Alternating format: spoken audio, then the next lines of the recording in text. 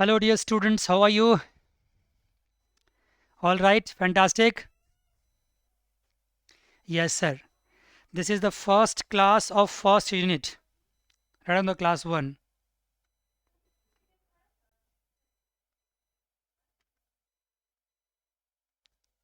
First class of first unit. Okay. And in this unit, I'll discuss about some of the terms in macroeconomics. The first term is GDP. Second, I'll discuss about NDP. Right? You also try to note down as much as possible, but more focus should be on understanding. See, I'm talking about in the perspective of India, right? Suppose that in any country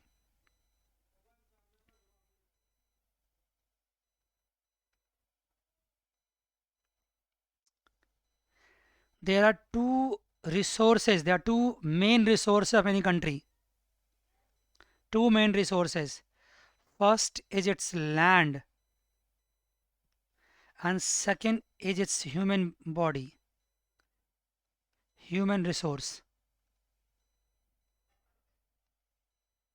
Understand that? First is the land, and second is what? Human resource. Land is very important resource for any country. And if you come across, if you watch the political scenario of the world now, everywhere you will feel that, you will experience that the two neighboring country, most of the places fighting for their land only. And this is not the matter of the two neighboring countries, this is matter of the two neighboring families also. They are fighting for the land. In India, this is a lot of, the cases here. And I don't think what the situation in your country. What the situation in your country? The neighbors fighting for the land disputes. Yes, big problem across the world. Land disputes. So land is very important resources, big assets of any country. Right. But there are two types. You can define the land in two ways. There is a political boundary, political area, and other is a economical area.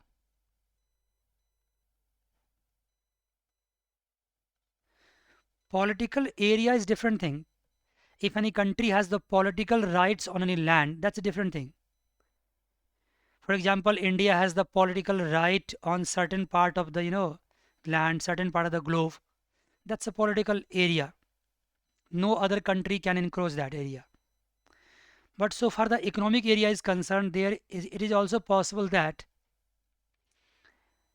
some of the Indians area, economic area, may be in Afghanistan, maybe in Europe, maybe in other part of country. How is this possible? And it's also possible the other country's economic area in India. It's also possible. Politically, it's not correct. Politically, I cannot say the India has a right on even a small part of the Afghanistan's land or Europe's land or American's land. It's not possible. But economically, it's possible. You can ask me, sir, how come? There may be Indian embassy in Afghanistan, isn't it?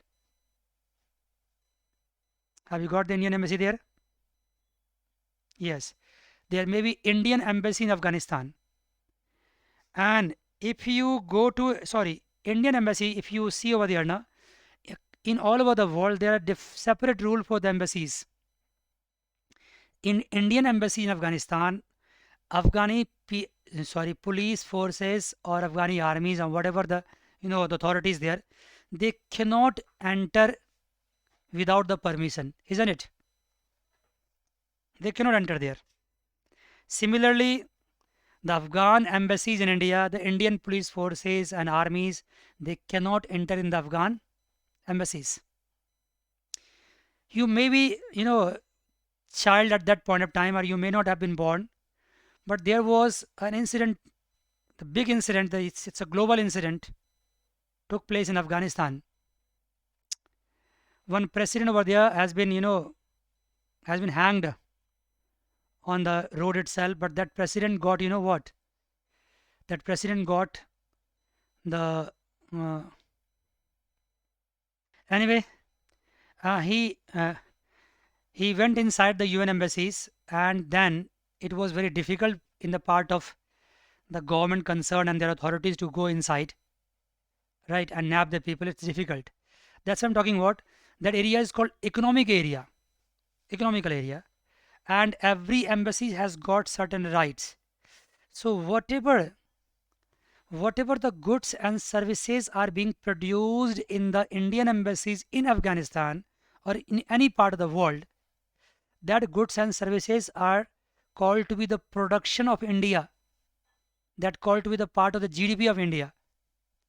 Although that land belongs to Afghanistan, but politically belongs to Afghanistan, but economically that belongs to India. And so is the case in the case of Afghan embassy in India. If something happens in Afghan embassy in India, that all goods and services moving around in the Afghan embassy in India, that is the part of GDP of what? Afghanistan. This is the global rules and regulations has been framed everywhere, and everybody has to accept that. Got it? Yes.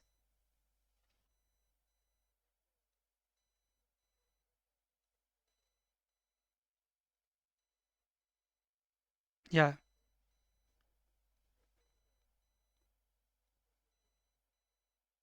No, no, no, not at all. You're asking me if Afghanistan purchased the goods and services from India, right?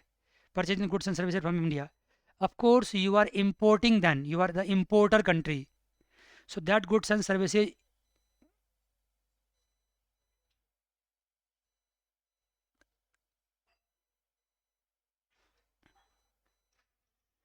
acha, you asking me if Afghan embassies in India and their authorities purchasing goods and services from the India. That you asking? Yes. Afghan embassies in India economically belongs to Afghanistan. And if Afghan authorities and any member of the Afghan embassies going to purchase anything from the Indian market, it means they are importing the goods and services from India. That cannot be the part of Afghanistan GDP. That cannot be the part of. If something happening inside within the boundary of the Afghan embassies, that may be the part of what? Afghan GDP. Not outside the ambit of what? The embassies. Not that. Suppose that Afghan embassy is somewhere in Delhi and they are going to purchase somewhere in Sarojini Nagar. It means they are purchasing Indian land. That's maybe called what? Import. That's not the part of. Of course, that is the part of Indian GDP, but that is not the part of what? Afghan GDP. Understand? Yes, sir. Understood. So I'm telling you that whatever the goods and services are produced in India, see here, goods and services produced in India, goods and services produced in India, right? Okay, and goods and services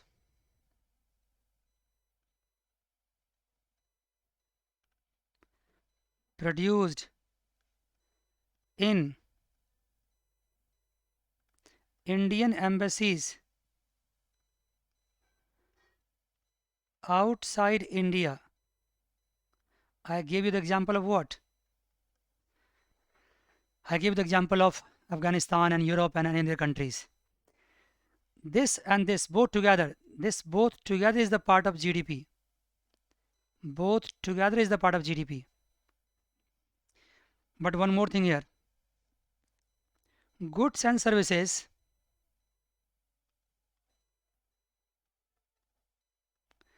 produced in foreign embassies in India, this is not the part of GDP. This is not the part of GDP. I think please focus on this. Once you understood, now it's very easy to know. Use this concept. What I told you. Think of, listen. Don't use the political area here because political area is not important for the sake of what? Calculating GDP. GDP, uses economical area. And in Indian economical area, three types of area could be possible. One is what? Goods and services produced in India. This area is what? This area is the political India. This is political area. Right. Other area could be possible what? Goods and services produced in foreign embassies in India. India has got lot of foreign embassies of other countries, and whatever the goods and services are produced there, that goods and services does not constitute the part of Indian GDP. That is not the part of Indian GDP. But some of the places, that places are not the political part of Indian, land, but their production still belongs to the GDP of India. That is called goods and services produced in Indian embassies outside India. For example, Indian embassy in Europe, Indian embassies in USA, Indian embassies in Afghanistan, and etc. You understand that? Although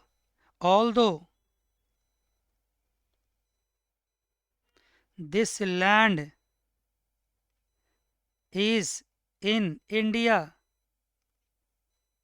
but here the production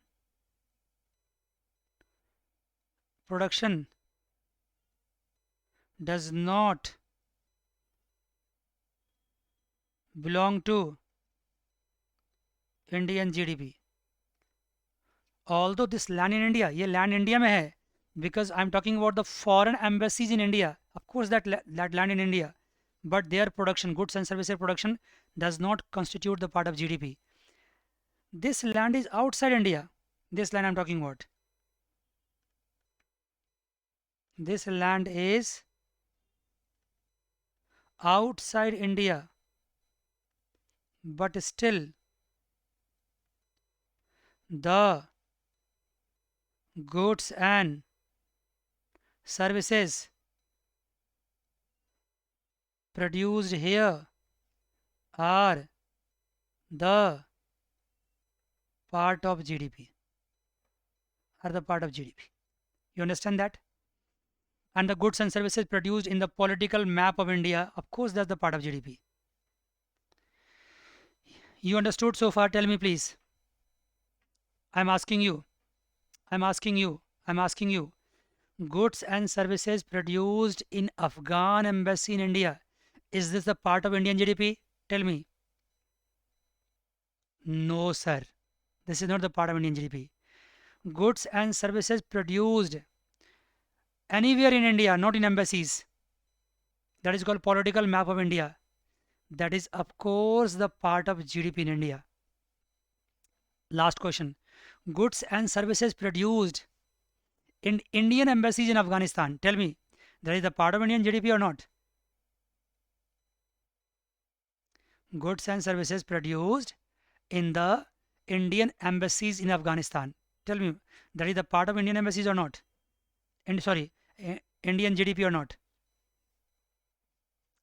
Of course, this is the part of Indian GDP.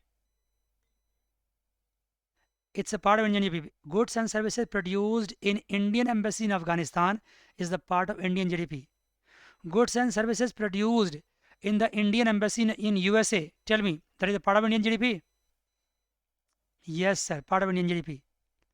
Although these embassies are not the political area of India, but they are what? Economical area of India. They are given by the government of that concerned country. You understand now? Tell me. If you want to think according to Afghanistan, then you can think of any goods and services produced in Afghanistan, any part of Afghanistan is the part of Afghan GDP. You understand that?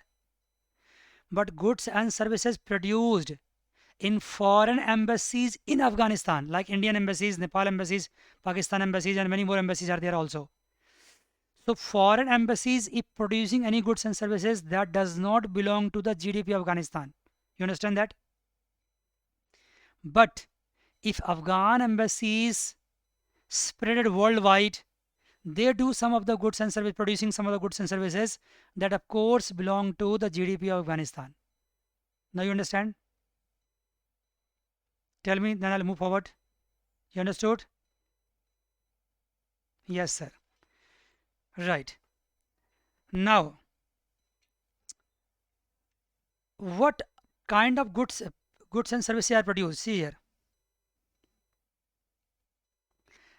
I will discuss about that later on, but first of all, tell me this. Now, on the Indian land,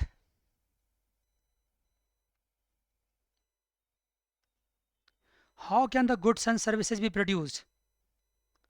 Goods and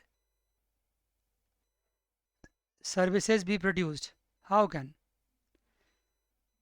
Whether it's a political map of India or the Indian embassies abroad, how can the goods and services may be produced? See, for any production, you need factor inputs. You need factor inputs. For any production, you need factor inputs. Sir, what do you mean by factor inputs? These are the 4 factors you need everywhere across the globe to produce anything, whether a goods or services. And these are what? Land, labor, capital, entrepreneurship.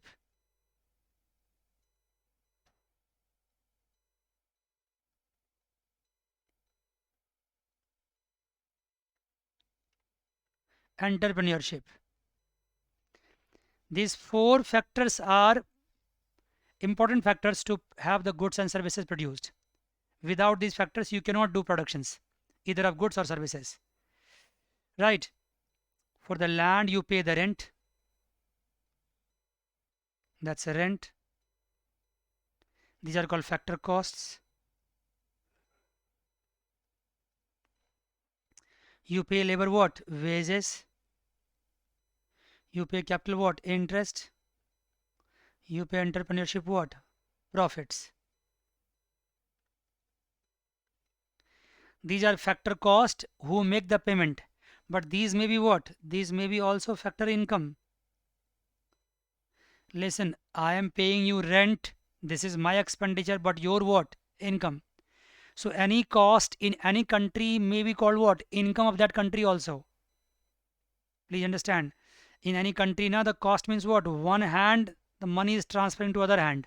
Ultimately that is income also and cost also. These are also called factor income. So any country may have these factor incomes. Either the country will earn by their land, that's called rent, or by their labors, that's called wage, or by their capital, that's called interest, or by their entrepreneurship. Entrepreneurship means what? You want to do any business, you have to apply the brain, you have to put a lot of effort. Because of that, you earn profit. These are the factor incomes. So these incomes all together can be earned by whom? These incomes all together can be earned in India. By whom? Who can earn this income? Who can earn this income in India? I'm talking about in India, that's I'm writing India. Who can earn this income? Who can earn this income in India? Who can earn? Listen, any persons can earn, but those persons may be of 2 types. Resident and non-resident. Those person may be of 2 types, resident and non-resident. Who is called resident? If any person stays in India more than 1 year, or you may say, if any person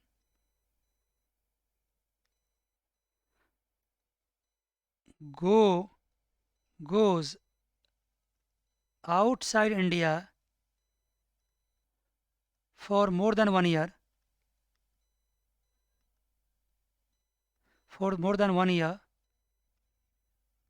that person is called what? That person is called non-resident. If any person stay in India more than 1 year, that is called what? Resident.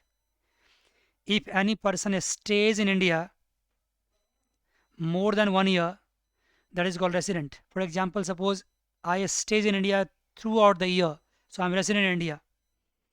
If I stay abroad more than 1 year, entire year I didn't come back to India, it means I'm non-resident. A resident and non-resident has nothing to do with what? Citizenship. It has nothing to do with citizenship. I'm writing here. It has nothing to do with the citizenship. Suppose any foreigners staying in India for more than 1 year, he may be called what? Resident in India. Any Indians went abroad and stays there for more than 1 year, he may be called in India what? Non-resident. I hope you're understanding. It has nothing to do with what? Citizenship. It has nothing to do with citizenship. I hope you understood that now. Understood? So to be resident in India, what do you have to do? To be resident in India, you have to live here for entire year. पूरे साल, entire year you have to stay here. Only then you can call what? Resident in India. Right, sir. Tell me. I'm talking about you also now. I'm talking about you. But this rule is not applicable for the students. You got the answer? This rule is not applicable for the. This rule is not applicable for the students and what for patients. If anybody is sick and they want to come to India for their what? For their medical treatment, and they have to stay here in India for more than 1 year, it doesn't mean they will called to be what? Resident. They are still non-resident. It's exception here. If students like anybody from abroad coming to India for the educations, they stay here for more than 1 year. Of course, 2, 3, 5, 4 years, whatever. They also not called to be what? Resident in India. This rule is not applicable there. They may stay more than 1 year, but they are still called what? Non-resident. They cannot be considered to be resident. You got that now? Got that? Yes, sir. So these factor incomes, rent, wages, interest and profits are being earned by persons, and those persons may be what? Resident and non-resident. Got that? If any persons, whether they are resident or non-resident, I'm writing here. If any person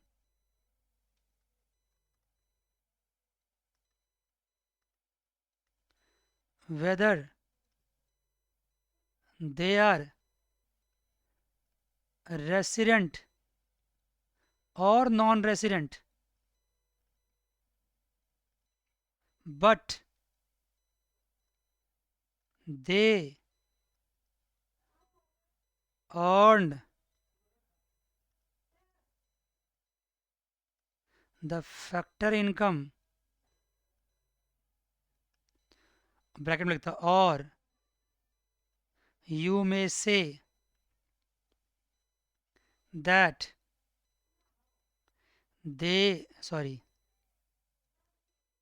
he or she produces goods or services. It's the same thing. You will get the factor income only when you do some productions. Same thing. That I will explain later when I will talk about the expenditure method, income method. Now, right now you understand that if any person, whether if any person, whether they are resident or non-resident, but they earn the factor incomes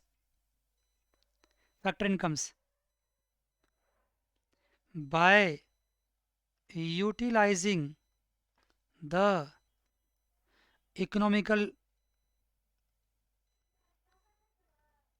land of India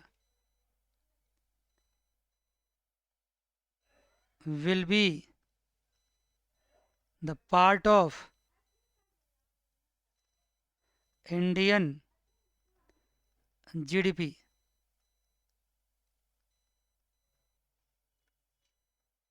I am repeating again. If any person, if any person, I am explaining this, any person may be resident, may be non-resident, but you, both persons are using the Indian land. Suppose I am making this Indian land. I cannot make the Indian map properly now, so I am using this. This is Indian land. I am sorry, I cannot make the proper diagram here. Any person, resident or non-resident, using the Indian land and making the productions here. Here, goods and services are produced. These are what? These are the part of GDP. I hope you understand now. These are the part of GDP. I told you the person may be what? Resident and non-resident. But the more focus is here that which part of land you are using for the production of goods and services. More focus is here on the land being used for the production of goods and services. If that land belongs to India, economical land, like what I defined economical land, the Indian political map along with the embassies. If you are producing the goods and services in the economical map of India, economical land of India, maybe the person concerned may be resident or not resident, but this entire goods and services produced within that area is called what? GDP. You understand that? And I define this land. I defined this land. This land is not only that you are coming to India and going what? Land to bread to India, like from Kashmir to Kanyakumari. That's not only. Means apart from India, outside the India, the embassies of Indian, they are also called what? Economical land of India. So what are the goods and services produced here all together is the part of GDP. Maybe the production done by resident or non-resident. Understand that? Right, sir. Right, sir. But now, tell me, ask me. Ask me. 2 minutes, I'm right. Right. But after describing the GDP, I have to describe what? GNP now, gross national product. That is called national income also. Can I move now?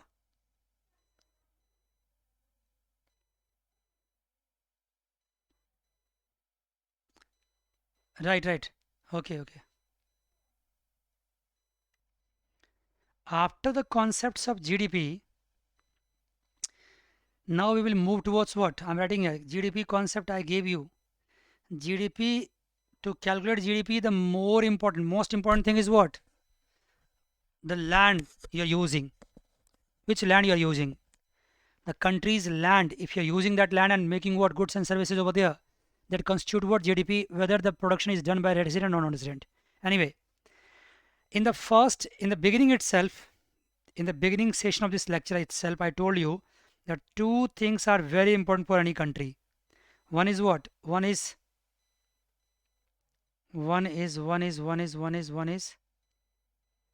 land. Very important. I discussed about that. With the help of land, you can increase your GDP. If any country has more land, it means there is a possibility of more GDP of that country. India has more land, there is a possibility of more GDP. I'm using the word possibility. Why? Because there are other factors also depend, factor also the GDP depends on. But the one of the most important factor is what? Land. If you have the more area covered, more cultivable area, more area where you can do the productions, more area doing the services, means there is a more possibility of GDP. But I'm making the point here clear that if some country has less land, it doesn't mean the less GDP over there. Other factors are also important. Other factors are also important. Productivity also important. I have big land, but there is productivity is nil. I cannot have more GDP. You got that?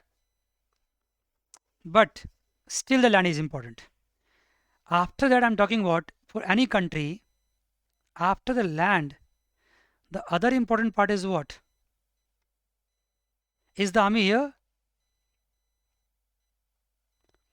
Other important assets of any country is human resource.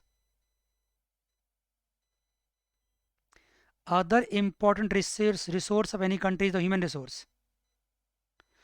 And who are called the human resource of any country? I told you human resource can be of two types. First is what? Resident. Other is what? Non-resident.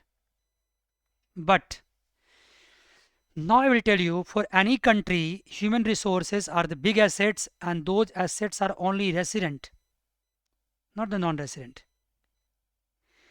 Because if any non-resident is working in India, please pay attention here. If any non-resident is working in India, their focus of interest will be towards their country only. They are working here just for the purpose of their livelihood. They will earn the money and they will send back the money to their country.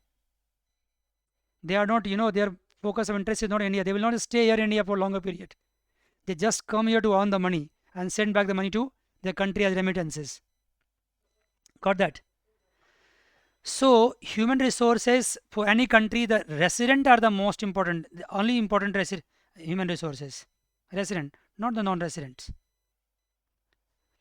So, whatever the goods and services are being produced by resident of any country, please pay attention here. Goods and services. Services produced by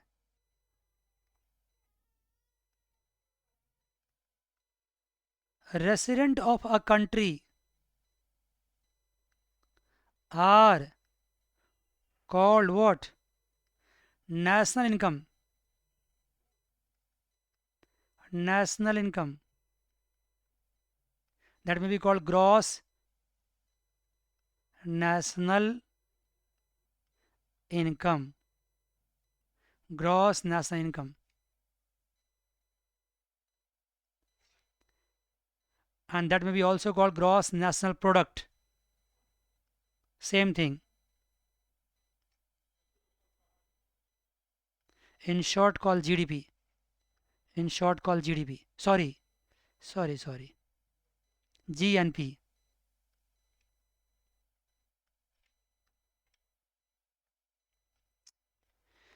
In the case of GDP, I told you whoever producing doesn't matter, it's irrelevant. Irrelevant who is producing, resident, non-resident. The most important is to utilize what? The land of the country concerned. But in the case of what? In the case of human resource, in the case of national product focuses on the resident of the country concerned. Actually, who are the resident?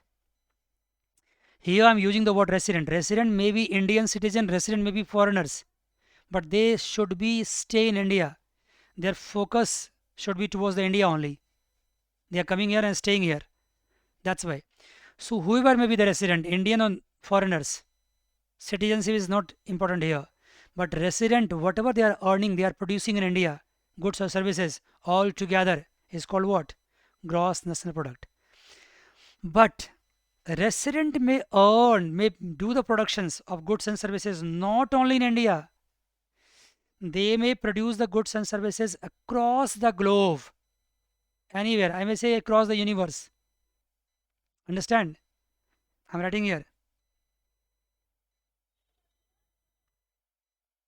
I'm writing here because I don't get the space over there. GNP, that is called national income. I told you that goods and first condition is what? Goods and services produced by a resident. And who is called resident? I already told you about that. Second condition, resident may produce goods and services in any part of the globe, any part of the world, maybe in India, maybe outside India. But the condition should be what? Resident. So in the case of GNP, more focus is on resident. The condition is resident. But in the case of GDP, more focus is on land. Which land you are utilizing. Now I'm in a position to, keep these two side by side and can create the distinction between them, GDP and GNP. GDP has got the focus. The first condition is that production should be on Indian land. In the case of GNP, the focus is what? The production should be by resident of India, and production should be anywhere across the globe. Right. This is the difference in GDP and GNP.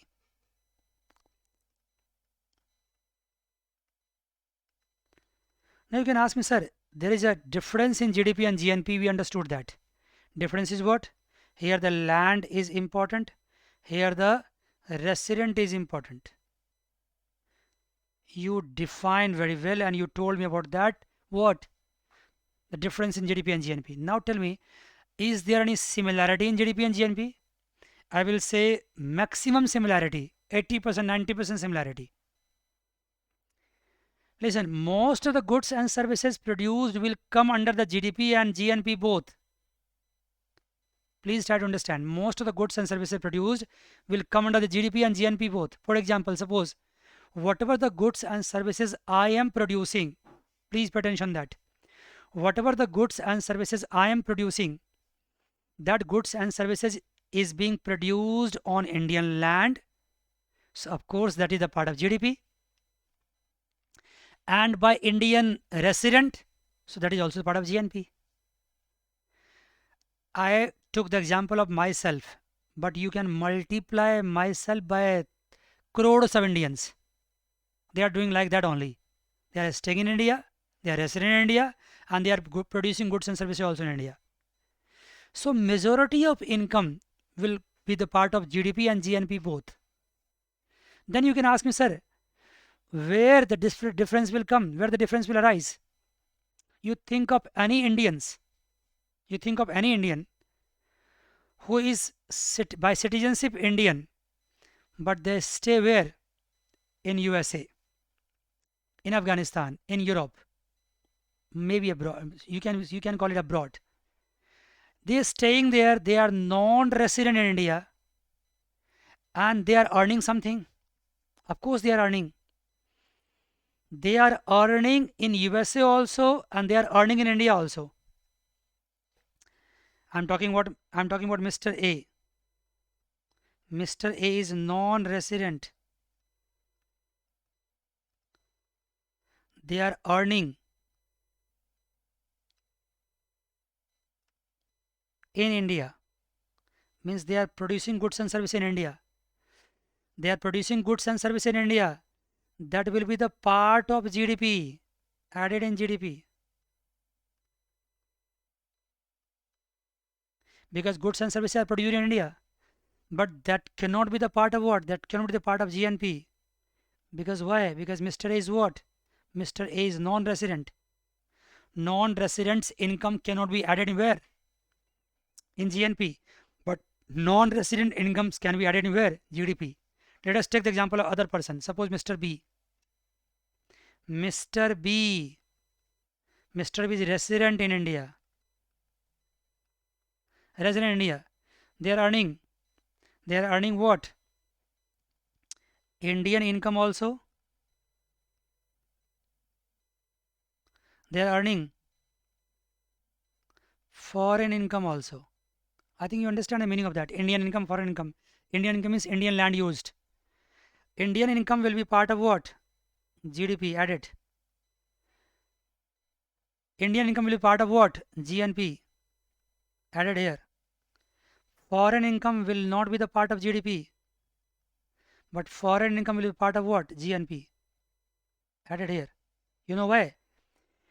Because GDP says that income should be Indian income, means Indian land should be utilized. Maybe it by resident or non-resident. But GNP says what? National income says what? Income should be earned by a resident. Maybe it Indian income or foreign income. So if a resident is earning the money, that's it. That is the only condition to be what? The part of GNP. So this is the part of GNP and this is also the part of GNP. But if non-resident earning the money added in GDP, because that money is being earned where? In India. If non-resident earning the money abroad, I'm writing here, this is foreign income of him. His foreign income क्या होगा?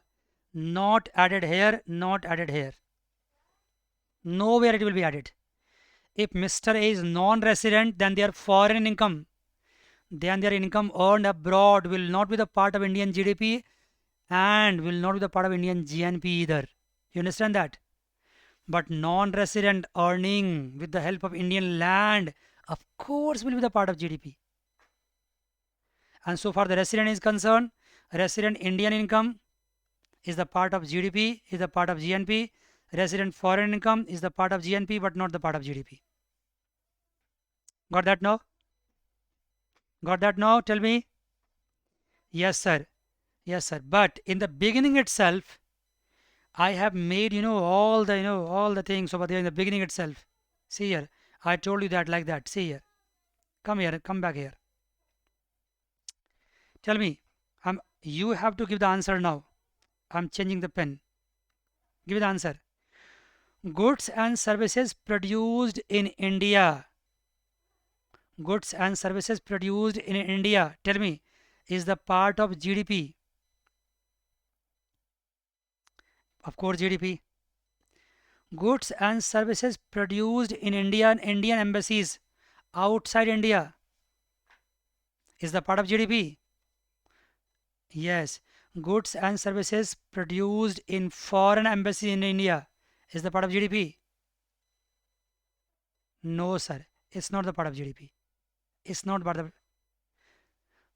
Yeah, goods and services produced in foreign embassy in India. That's not part of GDP. Now come here.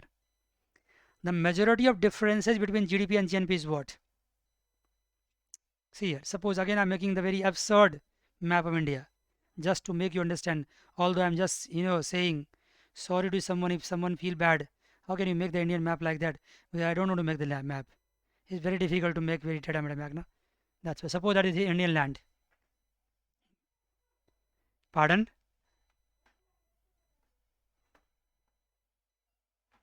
Yeah, somebody may feel hurted about this because of this, but I'm just begging pardon in advance only right now. And I'm a teacher. I don't know how to make the map, and I don't want to make the wrong map. Suppose I'm taking this, I can make the Indian peninsular part. You know that? What is that? This is this.